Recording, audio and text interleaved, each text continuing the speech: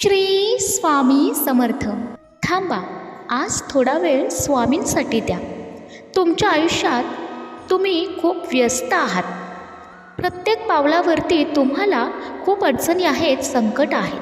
तुम्हाला सहकार्य करणारं, साथ देणारं कुणी नाही, पण स्वामी आहेत ना. स्वामी निरंतर तुमच्या पाठीशीच आहे.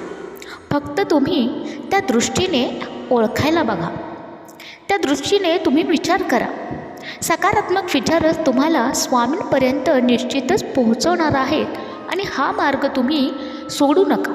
अहंकार कोणाला चुकलेला नाही आहे, पण त्याचे दोन चेहरे असतात, एक स्वाभिमान आणि दुसरा गर्व. अहंकाराचं रूपांतर जेव्हा स्वाभिमानात होतं तेव्हा कर्तृत्व जन्माला येतं, आणि जेव्हा तो गर्वाचं रूप धारण करतो तेव्हा तो फक्त विनाशाला निमंत्रण देतो. स्वामी नेहमीच सांगतात, स्वामींचा हा संदेश तुम्ही टाळू नका आणि तुम्हाला आनंदाची बातमी निश्चितच मिळणार आहे. ब्रह्मांड नायक तुमच्या पाठीशी असताना तुम्हाला अशक्य गोष्टीही शक्य होणार आहेत. घरामध्ये जितकी भांडणे, कलह, तंटे होतात याचं काहीतरी कारण निश्चितच असतं, आणि तुमची मनस्थिती तुमच्या हातात नसते, आणि तुम्हाला काय करावं याचा प्रश्न असतो आणि त्याचं उत्तर सापडत नसतं. त्यावेळी तुम्ही एकदा स्मरण करा आणि स्वामींवर सोपून बघा. तुमचं आयुष्यात निश्चितच तुम्हाला मार्ग सापडणार आहे. स्वामींचा हा अमूल्य संदेश आज तुम्ही निश्चितच मनपूर्वक ऐका. हा संदेश तुम्ही टाळू नका. स्वामींनी तुम्हाला निरंतर संकेत दिलेले आहेत आणि लीला दाखवलेल्या आहेत. त्यामुळे स्वामींचा आशीर्वादाचा तुम्ही स्वीकार करा आणि निश्चितच स्वामी तुमच्या पाठीशी आहे. माणसाने विश्वास प्रत्येकावर करावा, परंतु अतिविश्वास विचार करूनच करा. कारण दात आपलेच असतात, तरीही ते एखाद्या वेळेला आपल्या जिभेचा चावा घेत असतात, हे लक्षात घ्या. तुमच्या आयुष्यामध्ये अशा अनेक घटना घडत असतात आणि याचे संकेतही तुम्हाला अनेक घटनांमधून मिळत असतात.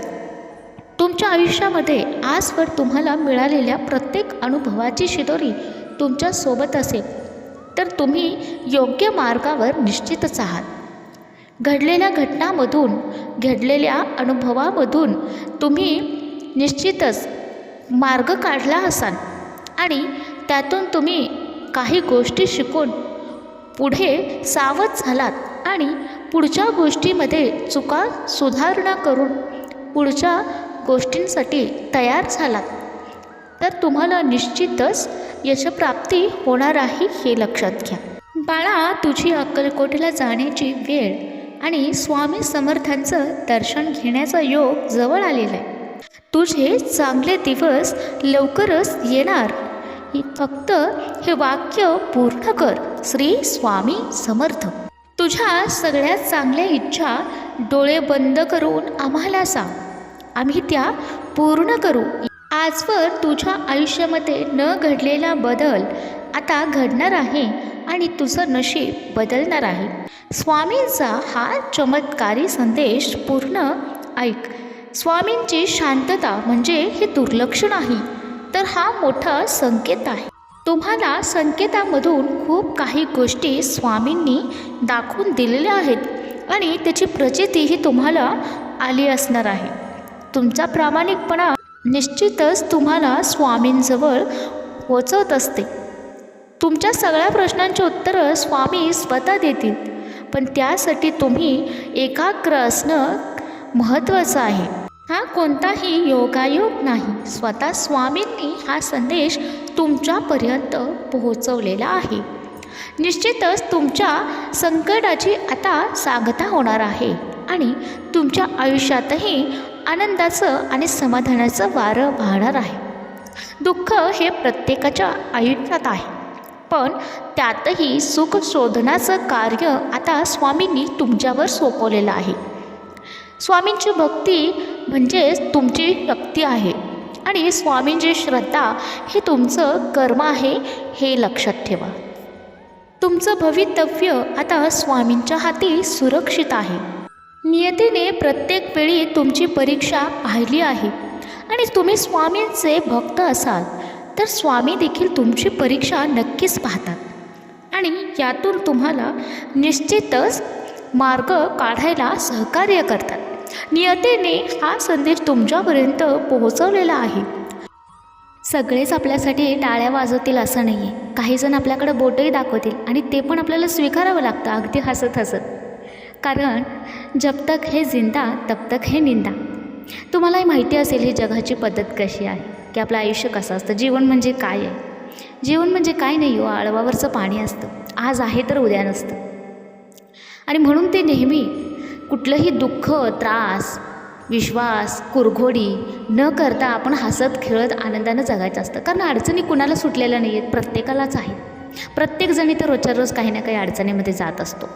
दिवस उजाडला नाही म्हटलं की काही ना काही अडचण प्रत्येकाला येत असतं, असं एकही दिवस जात नाही। जसा आपला रोजचा एक दिवस 1 रुपया न खर्च करता जात नाही, तसंच आयुष्याचंही आहे, तसं दुःखाचंही आहे, कारण दुःख असल्याशिवाय सुखाची किंमत कळत नाही आणि सुख जोपर्यंत मिळत नाही तोपर्यंत दुःख काय आहे तेही कळत नाही। बऱ्याच गोष्टींना फेस केलेला आहे मित्रांनो आयुष्यामध्ये, प्रत्येकजण करतात, तुम्हीही केला असाल।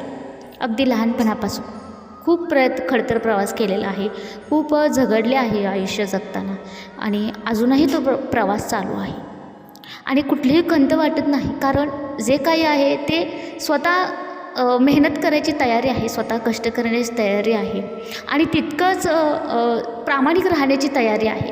जेव्हा आपण असं काही ठरवलेलं असतो त्या पद्धतीने आपण राहत असतो तर ते आपल्याला स्वतःला माहीत असतं। मग बाकीचं जग काहीही म्हणू, कोणाला काय उत्तर द्यायचं किंवा कोणाबद्दल काय मत मांडायचं हे ज्याच्या त्याच्या विचारावर अवलंबून असतं। आपण कुणाचे विचार तर बदलू शकत नाही आणि लकचं म्हणाल तर प्रत्येकाचं लक हे वेगळं असतं आणि ते लक जसं का असे ना पण ते चांगलं करणं किंवा काहीतरी आपल्या आयुष्यामध्ये घडवणं ते आपल्या हातात असतं आणि तोच प्रामाणिक प्रयत्न आपल्याला करायचा असतो।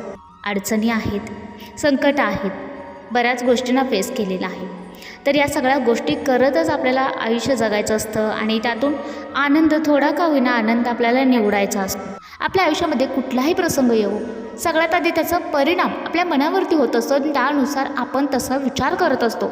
गोष्ट खूप साधी असते पण कधी कधी ती मनात इतकी खोलवर जाते की त्याचे चांगले अथवा वाईट परिणाम घडत असतात।